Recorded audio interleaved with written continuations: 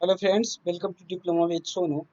सबसे फर्स्टली आज हम लोग बात करेंगे इन्वायरमेंटल इंजीनियरिंग का ऑब्जेक्टिव क्वेश्चंस के बारे में, जो कि इंटरनेट के द्वारा लिया गया है। तो ये ऑब्जेक्टिव क्वेश्चन हम लोग यहाँ पे डिस्कस करेंगे। हम लोग को फर्स्ट यूनिट हो चुका है, सेकेंड यूनिट हो चुका है, और इसके बाद में हम लोग इधर में पढ़ रहे थे। यूनिट 4 को पढ़ चुके हैं, यूनिट 5 को पढ़ चुके हैं। अब यूनिट 6 को अगले लेक्चर में हम लोग पढ़ेंगे। उससे पहले ये सब यूनिट से कुछ कुछ ऑब्जेक्टिव को हम लोग कर लेंगे। अप्रॉक्स 30 ऑब्जेक्टिव इस वीडियो में हम लोग करेंगे। सो स्टार्ट करेंगे इस तरह से। सबसे फर्स्टली ऑब्जेक्टिव की क्या सबसे फर्स्ट ऑब्जेक्टिव क्या है, तो देखते हैं हम लोग इन्वायरमेंटल इंजीनियरिंग में।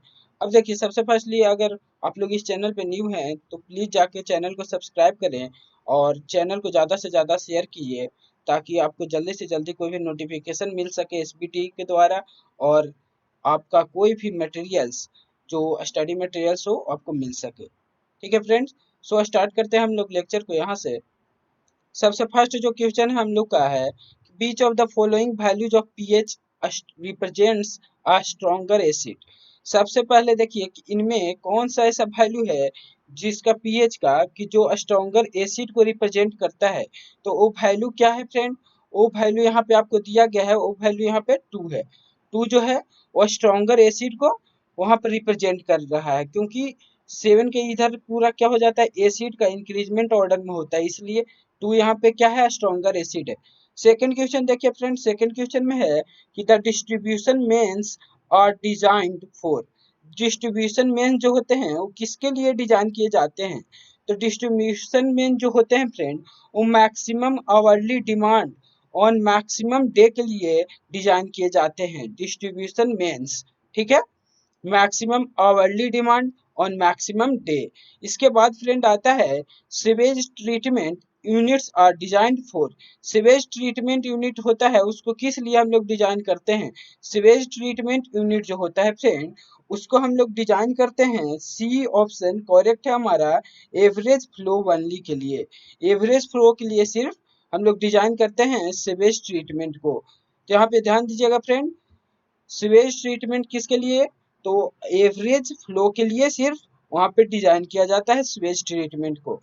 For satisfactory working of sludge digestion unit, the pH range of digested sludge should be maintained as. Satisfactory working जो होना चाहिए स्लज डाइजेशन के लिए, तो उसमें पीएच वैल्यू कितना से कितना तक होता है?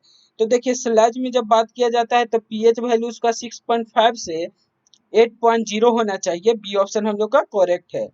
इसके बाद में फिफ्थ जो ऑब्जेक्टिव हम लोग का कि द पैथोजियंस का कैन बी किल्ड बाय। पैथोजियंस कैसे मारे जा सकते हैं? पैथोजियंस को हम लोग कैसे मार सकते हैं? तो पैथोजियंस को क्लोरिनेशन के जरिए हम लोग मार सकते हैं, उसको वहां पे खत्म कर सकते हैं। तो ये फिफ्थ नंबर ऑब्जेक्टिव था हम लोग का कि पैथोजियंस को कैसे किल कर सकते हैं। अब देखिए फ्रेंड, 6 नंबर जो ऑब्जेक्टिव है हम लोग का कि orthotolidine test is used for determine और डिटर्मिनेशन ऑफ। ऑर्थोटोलिडिन टेस्ट जो होता है उसको हम लोग किस लिए इस्तेमाल करते हैं, क्या डिटरमाइन करने के लिए इस्तेमाल करते हैं? तो ऑर्थोटोलिडिन टेस्ट को हम लोग इस्तेमाल करते हैं क्लोरीन का जो रेसिड्यूअल पार्ट होता है उसको डिटरमाइन करने के लिए, यानी रेसिड्यूअल क्लोरीन हम लोग का करेक्ट ऑप्शन होगा। 7 नंबर जो क्वेश्चन है हम लोग का कि period of cleaning of slow sand filter is about. Slow sand filter का कितना दिन पीरियड ऑफ क्लीनिंग होता है? तो स्लो सैंड फिल्टर का जो क्लीनिंग होता है फ्रेंड, वो हम लोग का 2 to 3 मंथ्स के लिए होता है। तो यहाँ 2 to 3 months C option correct होगा हम लोग का। The rate of filtration in slow sand filters in millions litre per day per hectare is about. Rate of filtration जो होता है उस लो सैंड फिल्टर में in millions per day per hectare में कितना होता है? तो उसके लिए एक वैल्यू होता है 50 to 60 मिलियंस लीटर होता है पर day per hectare, rate of filtration के लिए। अब 9 नंबर जो क्वेश्चन हम लोग का वो है कि the working concentration, the working condition in hoff tanks are.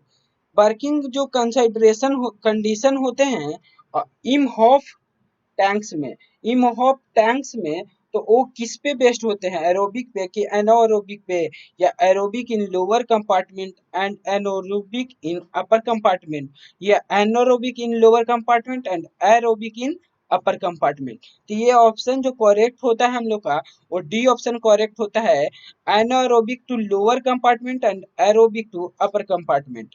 ये होता है हम लोग का working condition of Imhoff tanks.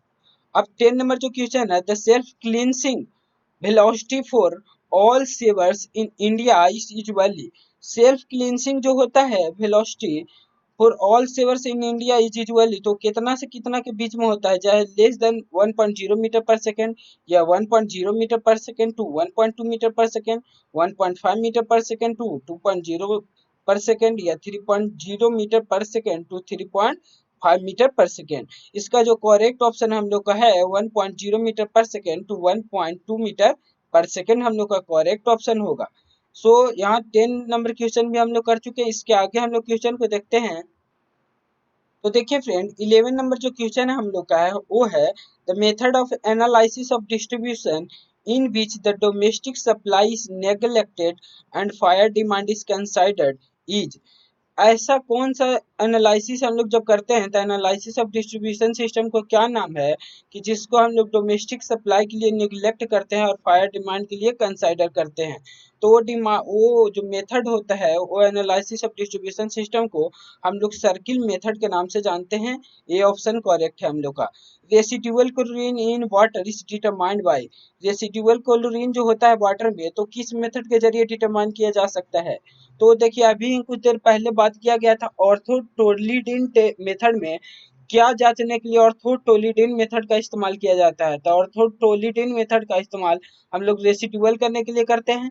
तो यहाँ पे देखिए, बी ऑप्शन तो करेक्ट है ही, लेकिन यहाँ पे ए ऑप्शन भी करेक्ट है, इसलिए यहाँ पे सी ऑप्शन करेक्ट होगा, both A and B. Starch iodide method के लिए भी और ऑर्थोटोलिडिन मेथड में से भी हम लोग को रेसिडुअल क्लोरीन ऑफ वाटर को डिटरमाइन करते हैं।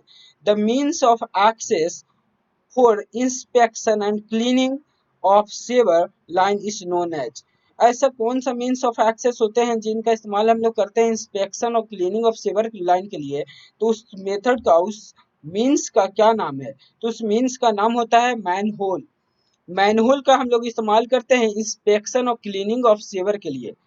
अब इसके आगे जो 14 नंबर क्वेश्चन है कि the फोनोमेटिक phenolic compound in public water supply should not be more than, phenolic compound जो होता है पब्लिक वाटर सप्लाई में, वो कितना से ज्यादा नहीं होना चाहिए।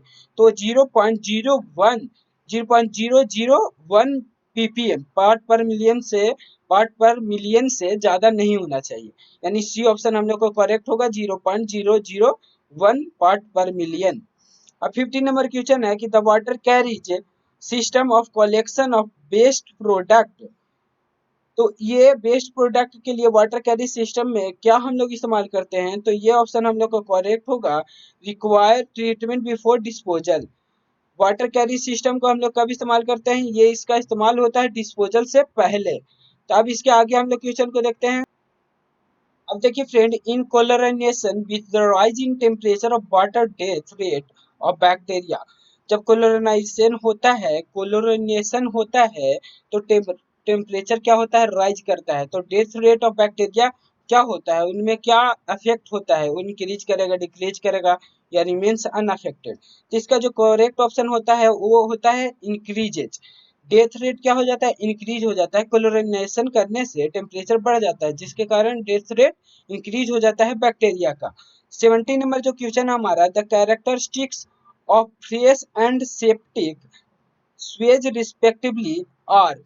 जो कैरेक्टरिस्टिक होते हैं फ्रेश एंड सेप्टिक स्वेज के लिए, तो क्या होते हैं, तो कैरेक्टरिस्टिक उसका होता है अल्कलाइन एंड एसिडिक, यानी बी ऑप्शन हम लोग का यहाँ पे करेक्ट होगा। अब 18 नंबर क्वेश्चन देखिए फ्रेंड कि an egg shaped section of sewer, an egg shaped section of sewer जो होता है वो क्या होता है, is economical than circular section, या provide self cleansing velocity at low discharge, is more stable than circular section, is easy to construct। तो correct option जो हमारा यहाँ पे होता है बी ऑप्शन करेक्ट है। Provide self cleansing velocity at low discharge, ये सेल्फ क्लींसिंग प्रॉपर्टी देता है, अपने से साफ हो जाता है इनमें। अब इस 19 नंबर जो क्वेश्चन है हमारा कि most suitable section of sewer in separate sewage system, most जो सुटेबल सेक्शन होते हैं सेवर में, तो वो सबसे सेपरेट सीवेज सिस्टम में तो क्या होता है, कौन सा सेक्शन सबसे ज्यादा मोस्ट सुटेबल होते हैं सेपरेट स्वेज सिस्टम जब हम लोग बनाते हैं तो सेपरेट स्वेज सिस्टम के लिए सर्कुलर सेक्शन सबसे ज्यादा सुटेबल माना जाता है। अब देखिए उसके बाद में 20 नंबर जो क्वेश्चन हमारा वो है कि a sewer that receives the discharge of a number of houses sewer is called, ऐसा सेवर मतलब जो नंबर ऑफ हाउसेस से डिस्चार्ज को एक जगह मेंटेन करता है हाउसेस सेवर से, तो उसको क्या नाम है, उसको हाउस सेवर नाम है या लेटरल सेवर नाम है या इंटरसेप्टिंग सेवर नाम है या सब मेन सेवर।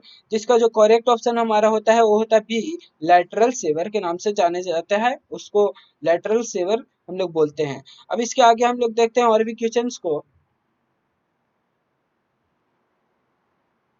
देखिए फ्रेंड 21 नंबर जो क्वेश्चन है हमारा, स्टैंडर्ड ईडीटीए टेस्ट, जो ईडीटीए टेस्ट किया जाता है जैसे ethylene diamine tetra acid acetic acid का जो सॉल्यूशन उसका इस्तेमाल हम लोग किसको जांचने के लिए करते हैं, यूज टू डिटरमाइन द, मतलब किसको हम लोग जांचने के लिए ईडीटीए स्टैंडर्ड को इस्तेमाल करते हैं, तो वो जो होता है टर्बी हार्डनेस इन वाटर को जांचने के लिए हम लोग करते हैं।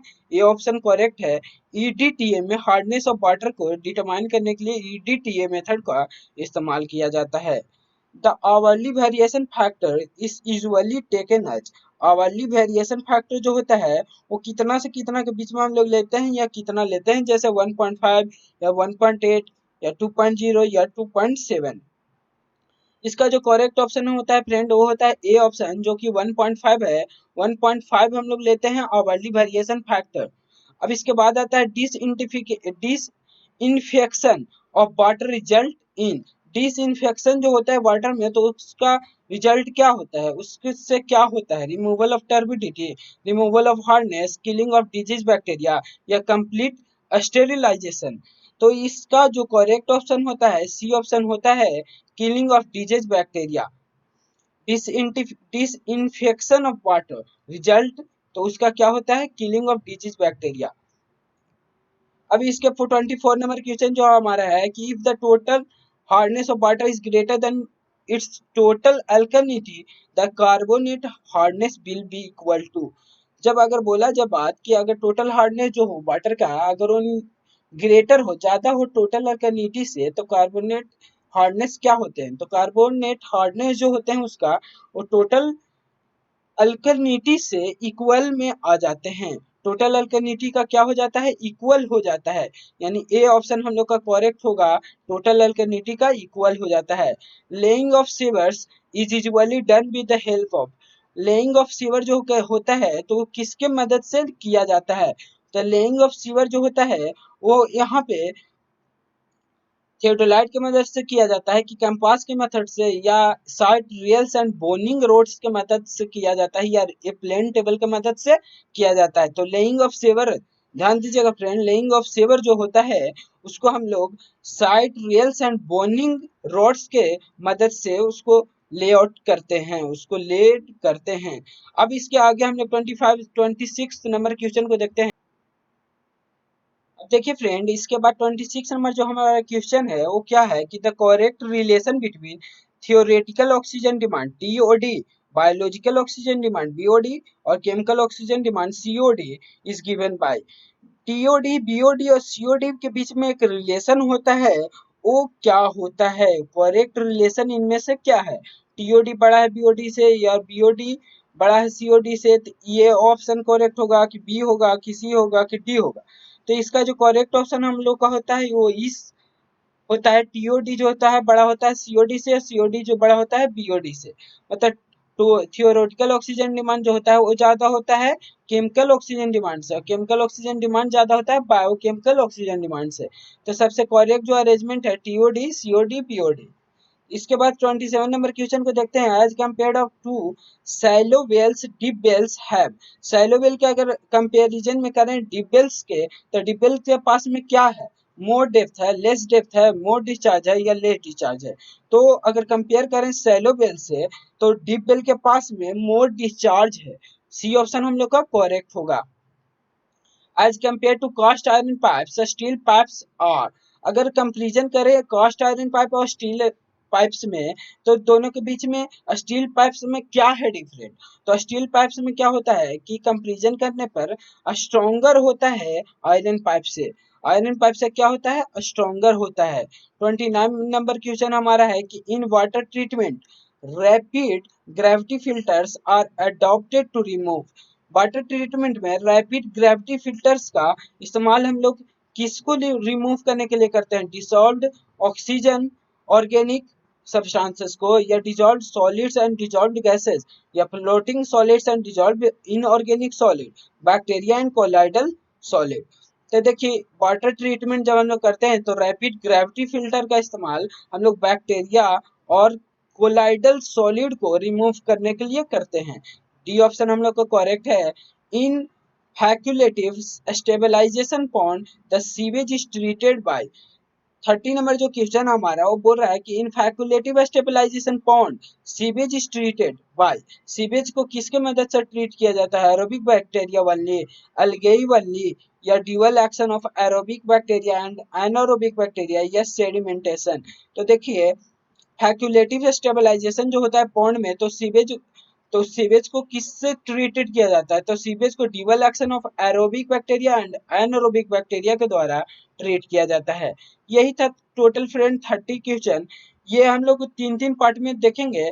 इसका 3 सेक्शन है, एक सेक्शन में मिनिमम 64 क्वेश्चन है। तो अभी हम लोग सेक्शन फास्टिंग का सिर्फ 30 क्वेश्चन देखे हैं। इसके अगले लेक्चर में हम लोग 30 क्वेश्चन और भी देख लेंगे। ये सेक्शन थर्ड तक हम इस ऑब्जेक्टिव को करेंगे, ताकि एक भी ऑब्जेक्टिव इन्वायरमेंटल इंजीनियरिंग से हम लोग को छूटे नहीं, सेमेस्टर एग्जाम में भी और एसएससी जेई में भी। एसएससी जेई में भी इन्वायरमेंटल से ऑब्जेक्टिव बहुत सारा आता है, इस चलते इन्वायरमेंटल का ऑब्जेक्टिव को आप अच्छे से ध्यान दें। सो फ्रेंड्स इस लेक्चर को हम लोग यहाँ तक एंड करेंगे। Thank you all and please do like share and subscribe diploma with Sonu and make sure that you share to all your friends of and colleagues to your colleges. Thank you all.